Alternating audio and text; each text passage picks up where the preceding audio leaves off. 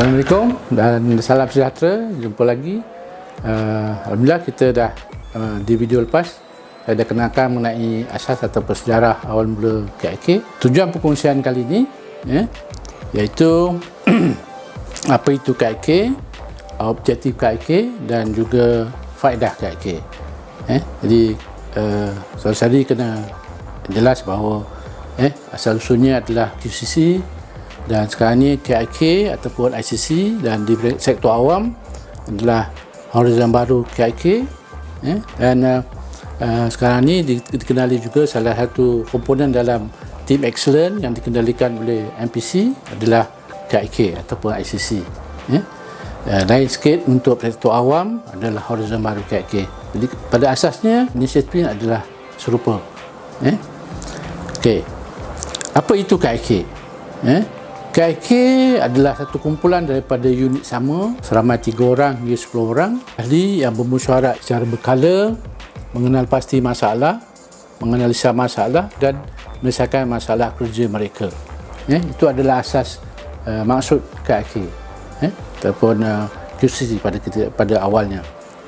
Sekarang pada asasnya cuma tujuannya dalam peringkat penyelesaiannya saja agak berbeza. Itu pun selain daripada menyelesaikan, dia mencipta nilai baru dan sebagainya untuk tujuan kepuasan hati pelanggan. Saya kongsi dengan tuan-tuan dan saudara-saudara semua mengenai kepentingan pembudayaan dan pemerkasaan inovasi di peringkat sektor awam. Ini di mana sektor etos CTI, PCI perkhidmatan untuk memasyarakatkan perkhidmatan awam, iaitu CTI adalah cepat, T tepat, dan I berintegriti, dan seterusnya PCI, P adalah productivity, C creativity, dan I adalah inovatif. Ini memberi panduan utama bagaimana kita mahu, mengapa kita perlu galakkan ataupun kita budayakan ataupun kita perlu perkasakan inovasi dalam perkhidmatan awam, terutama dalam perkhidmatan kita terutamanya.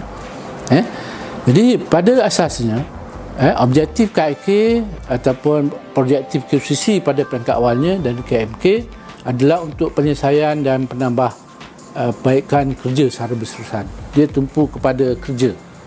Bagaimana kita nak memperelokkan kaedah pelaksanaan kerja, penghasilan kerja, bagaimana kita memudahkan ataupun kita mencipta alat yang memudahkan bagi meningkatkan produktiviti dan kualiti kerja kita itu.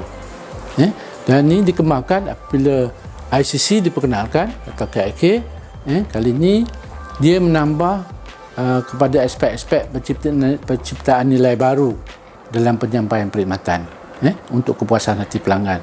Kalau di masa KMK itu tertumpu kepada dalaman organisasi, tetapi dalam ICC dia keluar kepada bagaimana kita yang telah berjaya dalam produktiviti dan kualiti kerja kita itu memberi impak kepada kepuasan hati pelanggan pula, dengan penciptaan nilai baru. Dan horizon baru tidak kecuali horizon baru KIK, dia adalah hasrat untuk menciptakan nilai baru itu serupa, tetapi dalam konteks ia perlu dibudayakan dan aktiviti inovasi itu diperkasakan dalam masyarakat perkhidmatan awam. Itu adalah objektif penting yang kita perlu jelas, bahawa setiap aktiviti kita itu perlu menuju ke arah objektif yang berkenaan. Faedah KIK, sebenarnya faedah KIK ini terutamanya adalah lebih tertumpu kepada diri ataupun pengamal KIK itu sendiri berbanding dalam organisasi. Dan di peringkat sekarang ni keperluan untuk memberi kegiatan KIK ini memberi impak pada negara amat penting. Kerana kita tidak mahu dalam sebuah negara yang makin maju ini kita bercita-cita menjadi sebuah negara pencipta, bukan negara pengguna. Saya yakin dalam rancangan Malaysia, kalau tuan-tuan saudara-saudari membaca mengenai syarat kerajaan sebagai negara maju, kita menggalakkan supaya masyarakat di Malaysia adalah merupakan masyarakat pencipta, bukan dia pengguna. Dia mampu mencipta untuk keperluan dia dan juga untuk dikongsi ke peringkat antarabangsa. Okey. Ya, pada diri yang pentingnya dia memupuk minda kreatif dan inovatif pada pekerja itu. Bila dia mula berminat dan mementingkan kualiti dalam pekerjaan dia, minda yang kreatif itu penting untuk terus maju. Penglibatannya dalam menganalisa dan mengenal pasti apa itu kerja-kerja yang terlibat dalam yang diutarakan, yang bermasalah sebagainya, itu meningkat lagi kompetensi ahli-ahli KIK itu dalam satu gabungan ataupun dalam satu kumpulan KIK. Mungkin ia adalah gabungan daripada sektor-sektor ataupun daripada unit-unit pekerjaan yang berbeza.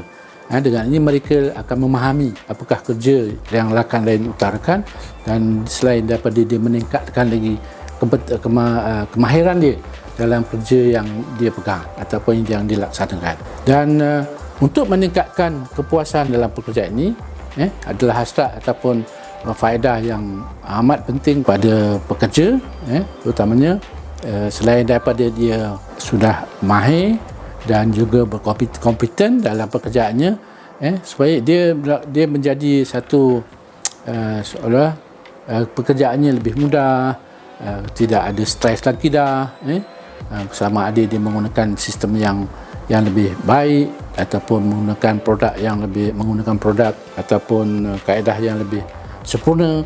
Dan jadi kepuasan bekerja itu penting, terutamanya bila dia berjaya untuk meningkatkan produktiviti dan kualiti pekerjaannya, dan mendapat penghargaan daripada pihak pengurusan terutamanya.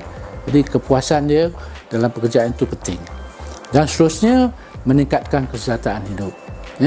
KIK bukan setakat dia boleh kita gunakan dalam dunia pekerjaan saja, tetapi dalam dunia luar, dalam kehidupan itu sendiri, kaedah ataupun teknik-teknik yang digunakan oleh KIK boleh digunakan untuk meningkatkan, untuk menambah baik ataupun menyelesaikan masalah yang mereka hadapi. Pada organisasi pula, meningkatkan kecekapan dan keberkesanan organisasi. Kita tahu dan kita jelas dalam aspek kualiti dan produktiviti, kecekapan adalah sudah menjadi tanggungjawab pekerja. Bagaimana keberkesanan organisasi itu yang sentiasa ditagih, terutamanya mengeluarkan output yang tinggi dengan menggunakan input yang rendah dan sebagainya untuk meningkatkan keuntungan dan menjimatkan sumber. Seterusnya, meningkat kepuasan hati dan keyakinan pelanggan. Dan apabila seluruh organisasi mengamalkan produktiviti dan kualiti dalam pekerjaan mereka, dalam penghasilan penyampaian perkhidmatan mereka, ia bukan saja meningkatkan kepuasan hati pelanggan, tetapi juga meningkatkan keyakinan pelanggan kepada organisasi itu. Dan secara sekaligus ia akan mewujudkan organisasi yang cemerlang, sama dari segi keuntungannya ataupun dari segi integritinya atau sebagainya.